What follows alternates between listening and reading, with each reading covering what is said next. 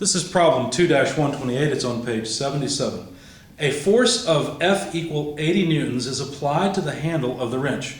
Determine the angle theta between the tail of the force and the handle AB. So notice the tail is at A. Now I'll show you this in case you don't have your text handy, but the photo or the drawing looks like this.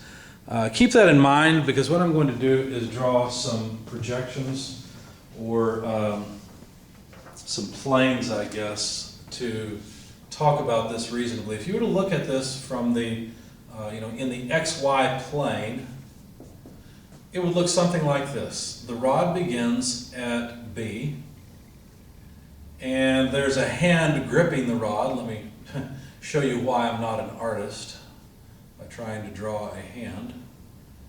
Okay, 4 fingers.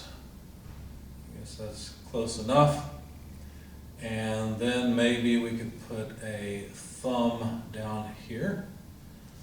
Okay, so that's all we care about as far as the hand goes. I haven't drawn it at the right angle because really if we look at it from this direction, the direction that the hand is pulling is actually at a 45-degree angle to the y-axis. So there's our 80 Newton force pulling on this handle.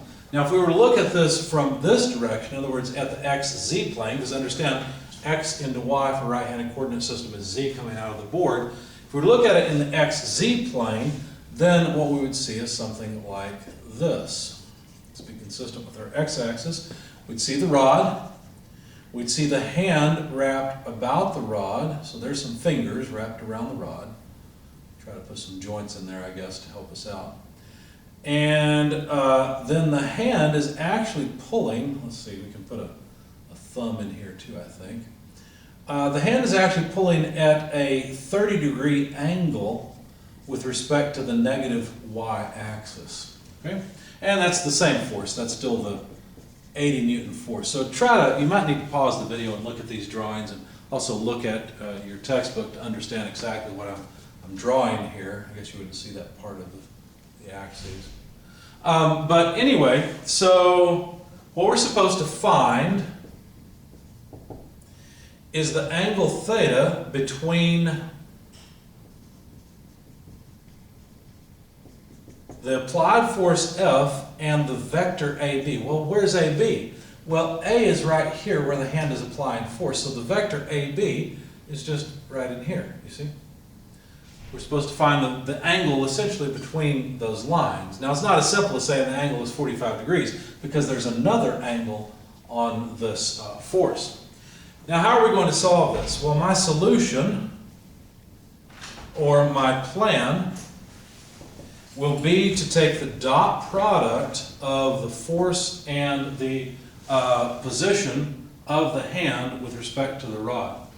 And that will be equal to the cosine of the angle between the two. Or, well, not exactly. I would need the unit vectors in those directions. So I will have to divide by the magnitudes of the force and the length vector. So in other words, what I'm going to do is calculate the angle by taking the inverse cosine of the dot product of the force vector with AB divided by the magnitude of F and AB. And that would give me the angle. Okay? If I'm going to do that, I probably ought to write the various vectors in such a way that I can actually do this. So if we look at this, I'm going to calculate an F prime, basically a projection of the force vector. And I'm trying to remember what plane I put it on. Oh yes, I put it on the XY plane. So what I'm doing here with F prime is calculating the projection onto the XY plane. Now understand, F is up at an angle something like this, right? So all I'm trying to do is calculate its magnitude in this view. It's 80 newtons if it's sticking up out of the plane, right? But once I collapse it to the plane XY, it's going to be less than that. So to do that, all I need is this 30-degree angle and take 80 newtons multiplied by the cosine of 30 degrees. Because understand, I'm going for a component here, you see. Laying it down into the XY plane. Remember, the y-axis is coming out toward you in this view. Okay, so when you do that, you find that F prime is about 69.2820, and those are newtons. That gives me the projection of the force vector into the xy plane. And then what I can do is calculate the component of the force in the z direction. In other words, I've got this piece, that's F prime, but now I can get this piece as well, which would just be F sub z. So to do that, what I'll do is take 80 newtons and multiply it by the sine of 30 degrees. And when you do that, you find the magnitude is 40 newtons because, of course, the sine of 30 degrees is a half.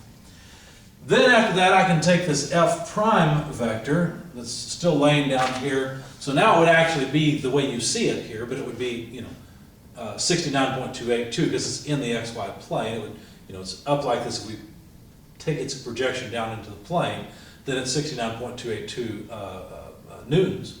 And I would decompose that into a y and an x component. Obviously, the x component is going to be negative, y component is going to be positive. So fx equals negative f prime sine 45 degrees.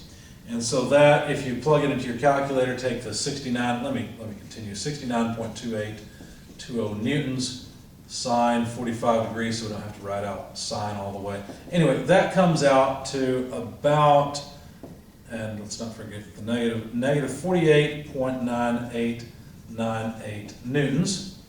And then for Fy, to get the other component, which is in the positive y direction, we'll just take F prime times cosine 45 degrees. Again, F prime is just 69.282 newtons, and you come out to 48.9898 newtons, not surprisingly, because cosine of 45 and sine of 45 is the same number. So if I wanted to write the force vector now, I finally can, right? I can write that the force vector is equal to, in the I direction, negative 48.9898 I plus 48.9898 J, that's the J component, or the Y component. And then finally for the X component, I have plus 40 in the K direction. And these are all units of newtons. Okay? So now at least I've got the force vector F. How about the vector from A to B? Well, that's pretty simple. The vector, from B to A. That vector is just, let's see, it's the distance from here to here, which you'd have to look at the figure to know this, but they gave us this dimension. It's a half a meter. So it's just 0.5 J meters. So that's simple. There's no I or K component to AB. Now when you take a dot product, what you do is you multiply the components together. So the I component of one vector is multiplied by the I component of the other, the J by the J, the K by the K, and you just add them all up. And this is going to be easy to do because look, AB has 0I plus 1/2 J plus 0K, right? And of course these are all meters. But that means that essentially when we multiply 0 by 48.9898, we're going to get 0. To which we add half of 48.9898 plus 0 of 40. So when we multiply or take the dot product of F with AB, then it's really, really easy, right? F dot AB will only have a contribution of a half multiplied by 48.9898. Now I've been a little sloppy here. When we take a dot product, we have to carry the units along. F has units and so does AB. In fact, I wrote them in the wrong order.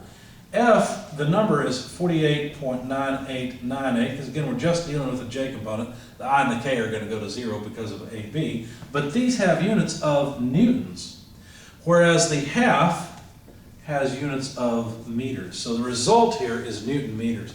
So this number, I think I calculated it, yeah, here it is. It's 24.4949 Newton meters. Okay? Now, what about the magnitude of F and AB? Well, we already know the magnitude of F. It's right here. I mean, if you wanted to, you could take the square root of the sum of the squares of the components, but you'd just be rounding off and you'd end up back at 80. So that's an easy one. AB, the magnitude is easy, it's a half, right? So if we want to take the inverse cosine, all we need is the dot product of F with AB, no big deal, that's 24.4994 Newton meters. F has magnitude 80 newtons, and AB has length 1/2 meter. See how the Newton meters all cancel? The argument that we put into the inverse cosine should be dimensionless. Now, when you do this with your calculator, you want to make sure that your calculator is set in either degrees or radians, and you know what it's set in. I prefer degrees myself, it's easier to think of, in my opinion. But anyway, so here we go. So we plug in all of this mess to our calculator and find that the angle is about 52.24 degrees. That's the angle between the direction of application of force and the direction of the rod that the hand is pulling on.